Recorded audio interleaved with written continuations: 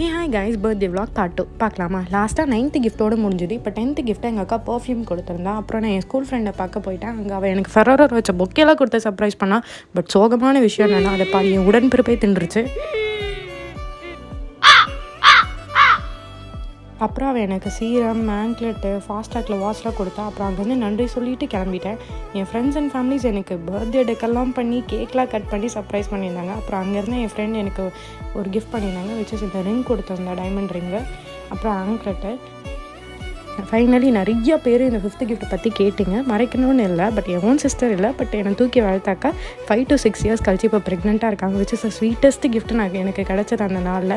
அது ஃபியூ மந்த்ஸ்க்கு யார்கிட்டையும் சொல்லக்கூடாது, கண்ணு பட்டுறோன்னு சொல்லாமல் இருந்தேன், மற்றபடி இல்லை. ஆனால் அவங்களே இப்போ சொல்லுடா பரவாயில்ல, என் குழந்தைக்கு பிளெஸிங் கிடைக்குன்னு சொன்னாங்க. ஸோ கண்டிப்பாக ப்ளஸ் பண்ணிவிடுங்க அந்த குழந்தைய, மறைக்கணும்னு இல்லை. ஸோ நெக்ஸ்ட் வீடியோவில் பார்க்கலாம். டாடா பாய். ஒரு செகண்ட் மறக்காமல் சப்ஸ்கிரைப் பண்ணிவிடுங்க.